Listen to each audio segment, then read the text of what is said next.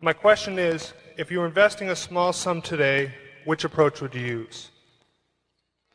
Well, I would use the approach that I think I'm using now of trying to search out businesses that where I think they're selling at the lowest price relative to the discounted cash they would produce in the future. But if I were working with a small amount of money, the universe would be huge compared to the universe of possible ideas I work with now.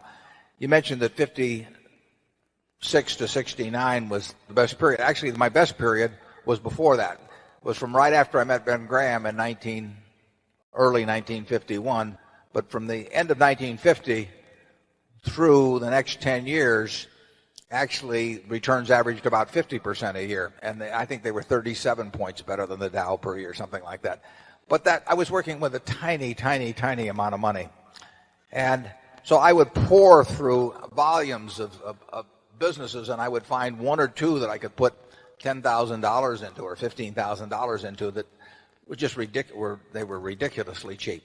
And obviously, as the money increased, the universe of possible ideas started shrinking dramatically. The times were also better for doing it in that time. But I think if you're working with a small amount of money, with exactly the same background that Charlie and I have, and same ideas, same whatever ability we have, I think you can make very significant sums. But as soon as you start getting the money up into the millions, many millions, the curve on expectable results falls off just dramatically. But that's the nature of it. When you get up to things you can put millions of dollars into, you've got a lot of competition looking at that, and they're not looking as I did when I started. When I started, I went through the pages of the manuals page by page. I mean, I probably went through 20,000 pages in the Moody's Industrial, Transportation, Banks, and Finance manuals, and I did it twice.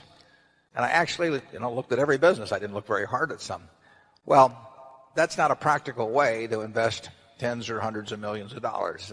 So I would say if you're working with a small sum of money and you're really interested in the business and willing to do the work, you will find something. If you were, there's no question about it in my mind. You will find some things that promise very large returns compared to what we will be able to deliver with large sums of money. Charlie? Well, yeah, I think that's right. A brilliant man who can't get any money from other people and is working with a very small sum probably should work in very obscure stocks, searching out unusual, mispriced opportunities. That's such a small world. Maybe a way for one person to come up, but it's a long slog.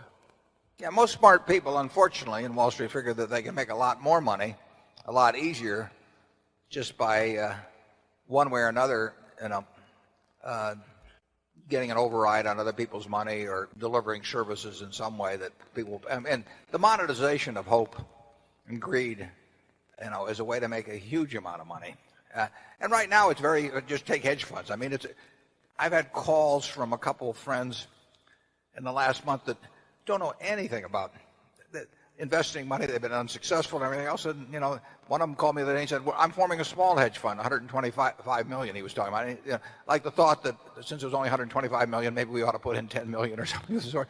I mean, if you looked at this fellow's Schedule D on his 1040 for the last 20 years, you'd think he ought to be mowing lawns. But yeah. But he may get his 125 million. I mean, and it's just astounding to me how willing people are during a bull market just to toss money around because they think it's easy. And of course that's what they felt about internet stocks a few years ago. They'll think about something else next year too. But the biggest money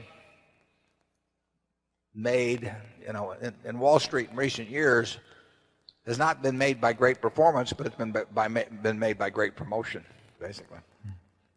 Charlie, do you have anything? Well, I would state it even more strongly. I think the current scene is obscene. I think there's too much mania. There's too much chasing after easy money. There's too much misleading sales material about investments. There's too much on the television emphasizing speculation in stocks.